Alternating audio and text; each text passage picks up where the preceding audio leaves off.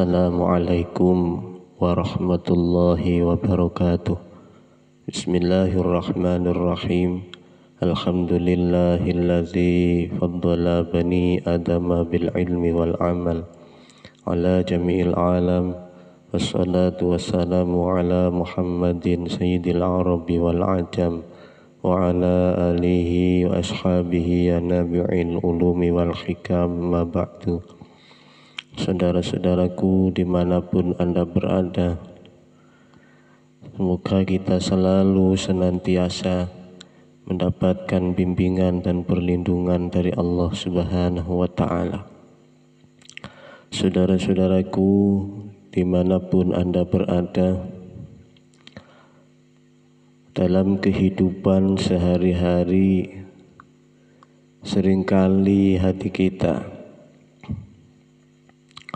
melalaikan Allah dalam setiap aktivitas apapun, baik itu di saat kita menjalankan sholat ataupun aktivitas di luar sholat.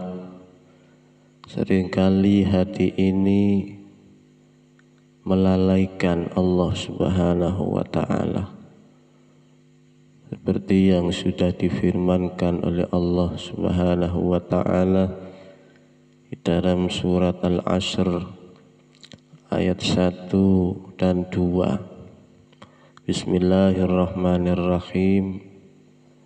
Al-Ashri innal insana lafil khusri.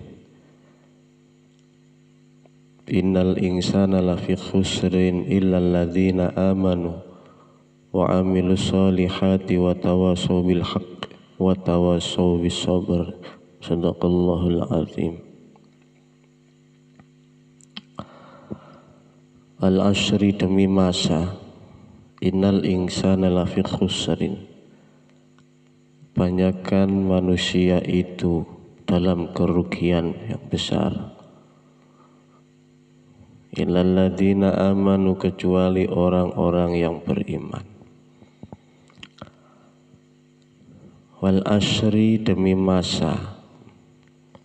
Masa pada ayat ini yang dimaksud adalah waktu, yaitu mulai jam 6 pagi sampai jam 6 pagi lagi, dan seterusnya. Itu yang disebut dengan waktu atau masa. Dan masa tersebut dibagi menjadi 4 oleh para ulama: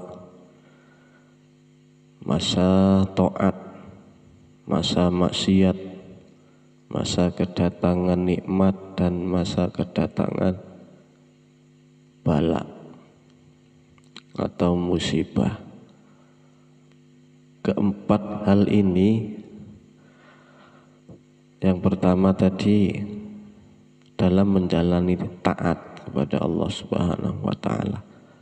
Yang kedua, ketika berkedatangan maksiat.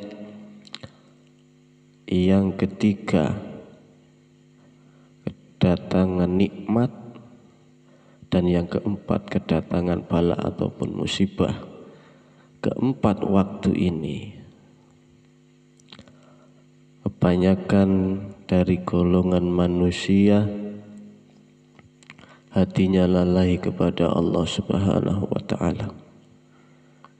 Di saat mereka menjalankan taat, hatinya tidak mengingat Allah Subhanahu wa Ta'ala. Maksud dari tidak mengingat Allah Subhanahu wa Ta'ala, apa yang sudah dikerjakan oleh mereka, dia atau mereka menyadari bahwasannya ibadah, sholat, sedekah apapun yang dia lakukan, ibadah apapun yang dia lakukan, dia merasa ibadah itu adalah jerih payahnya sendiri, bukan pergerakan atau pertolongan dari Allah Subhanahu wa Ta'ala. Inilah salah satu wujud kelalaian manusia, tidak menyadari bahwasannya dirinya hanya sebujur bangkai, benda mati yang tidak mempunyai daya apa-apa. Yang kedua, kedatangan bala. Apabila dia didatangkan musibah berupa penyakit ataupun apapun yang sifatnya itu tidak mengenakkan, mereka seringkali memprotes Allah Subhanahu wa ta'ala, tidak terima dengan takdir yang Allah berikan, sehingga seringkali hati mereka menjerit dan meminta Allah mencabut apa yang sudah ditakdir oleh Allah Subhanahu wa ta'ala. Padahal Allah tidak pernah menciptakan takdir jelek bagi manusia. Itu semua adalah rahmat dari Allah Subhanahu wa ta'ala untuk membimbing hati manusia agar selalu menauhidkan, mengisahkan Allah Subhanahu wa ta'ala. Kemudian yang ketiga, waktu manusia didatangkan kenikmatan, sesuatu yang mengenakkan bagi manusia seringkali lalai bahwasannya apa yang telah dia peroleh, dia menyangka itu adalah hasil dari jerih payahnya sendiri, bukan pergerakan atau pertolongan Allah Subhanahu wa ta'ala. Inilah wujud kelalaian manusia yang dimaksud dalam ayat tersebut. Kemudian yang keempat, di saat manusia didatangkan bala atau musibah. Tadi 4. Yang pertama taatnya lalai kepada Allah. Terus kemudian maksiat. Maksiat ketika dia melihat sesuatu yang tidak patut menurut akal dan pikirannya, seperti ada perempuan yang pekerjaannya melacur, ada pemuda yang pekerjaannya hanya mengamen atau meminta-minta. Mereka seringkali melalaikan, seolah-olah apa yang dilakukan oleh mereka itu bukan kehendak dari Allah Subhanahu wa ta'ala. Jadi dalam menjalani 4 waktu ini atau 4 masa ini, manusia tidak dapat memandang Allah di dalamnya. Inilah yang dimaksud kerugian dalam ayat ini. Illalladzina amanu. Siapa yang tidak merugi? Illalladzina amanu, kecuali orang-orang yang beriman kepada Allah Subhanahu wa ta'ala. Siapakah orang-orang yang beriman? Qad aflahal mu'minun. Beruntunglah orang-orang yang beriman. Siapakah orang-orang yang beriman itu? Alladzina hum an salatihim khashi'un. Orang-orang yang khusyuk hatinya, tunduk kepada Allah Subhanahu wa ta'ala. Dia tidak pernah memprotes apapun takdir yang dikehendaki oleh Allah. Dia selalu ikhlas dan ridho atas setiap ketentuan yang Allah berikan. Inilah ciri-ciri orang yang beriman kepada Allah Subhanahu wa ta'ala. Kenapa mereka kok bisa ridho hatinya kepada Allah? Karena hatinya hanya memandang bahwasannya Allah tidak pernah menciptakan takdir buruk di dunia ini, melainkan semua adalah anugerah kasih sayang dari Allah Subhanahu wa ta'ala untuk membimbing hati manusia menuju mengesahkan hatinya kepada Allah Subhanahu wa ta'ala.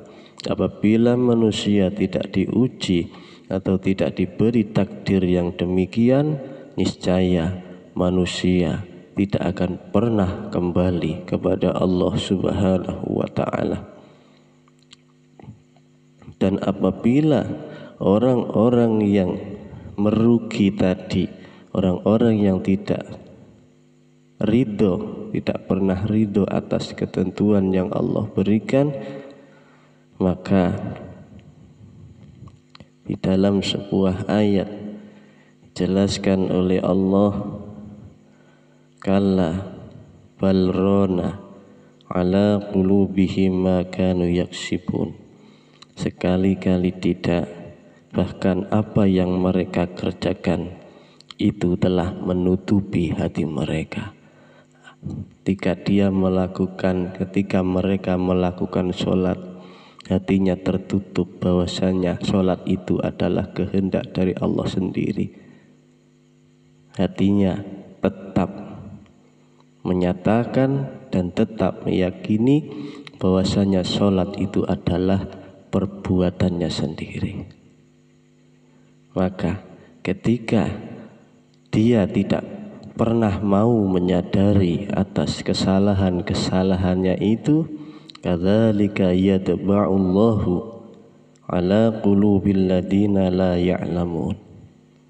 Demikian Allah mengunci mati hati mereka yang tidak mau memahami.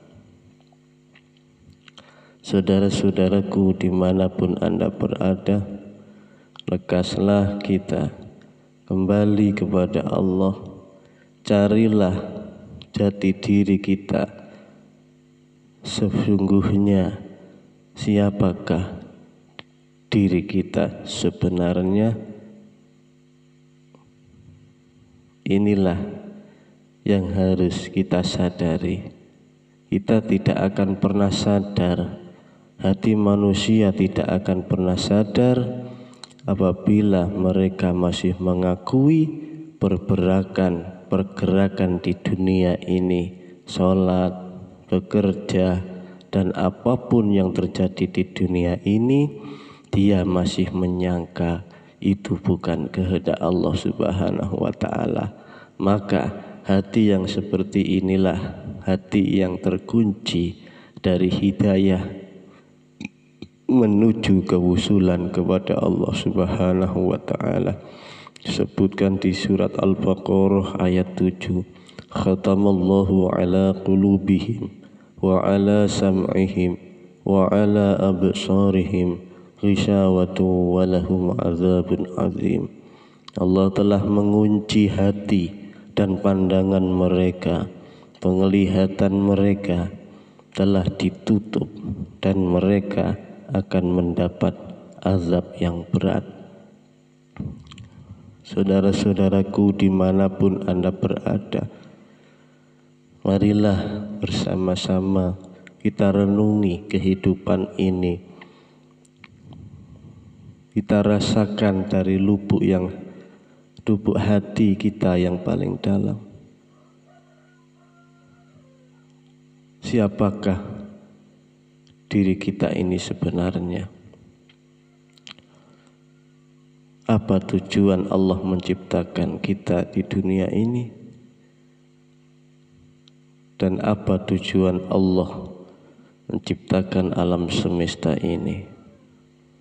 Marilah kita bertafakur dengan hati jernih kita, supaya kita memahami ayat-ayat Allah Subhanahu wa ta'ala, sehingga kita kembali kepada Allah dalam keadaan fitrah, dalam keadaan tidak mempunyai dosa apapun, tidak membawa kesyirikan terhadap Allah Subhanahu wa ta'ala.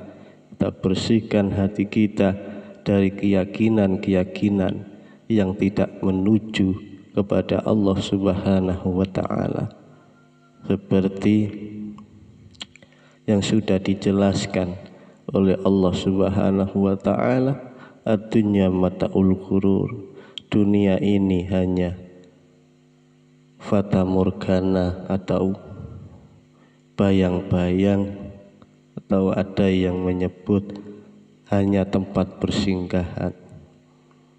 Dan jelas dunia ini bukan tujuan, akan tetapi menuju kepada Allah. Ama khalaqtul jinna wal insa illa liya'budun. Aku tidak menciptakan jin dan manusia kecuali untuk menghadapkan hatinya dan mempersembahkan semuanya kepadaku. Inna sholati wa nusuki wa mahyaya wa mamati lillahi rabbil alamin. Seperti yang sudah kita baca setiap hari di awal sholat. Marilah kita renungi, saudara-saudaraku, jangan sampai kita kembali kepada Allah dalam keadaan kotor, dalam keadaan membawa kesyirikan hati ini kepada Allah Subhanahu wa Ta'ala.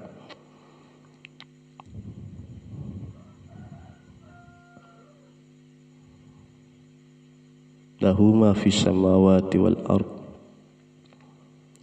Kepunyaan Allah lah semua apa yang ada di langit dan di bumi, dan Allah sendiri yang telah menciptakan semuanya dan menggerakkan sendiri semua makhluk di langit dan di bumi. Ini pertanda, ini menunjukkan bahwasannya manusia hanya makhluk yang tidak mempunyai daya apa-apa. Semuanya adalah pergerakan Allah Subhanahu wa Ta'ala. Inilah sekiranya yang dapat saya sampaikan. Semoga bisa difahami dan semoga bermanfaat. Kurang lebihnya saya mohon maaf. Saya akhiri. Wabillahi taufiq wal hidayah waridho wal inayah. Assalamualaikum warahmatullahi wabarakatuh.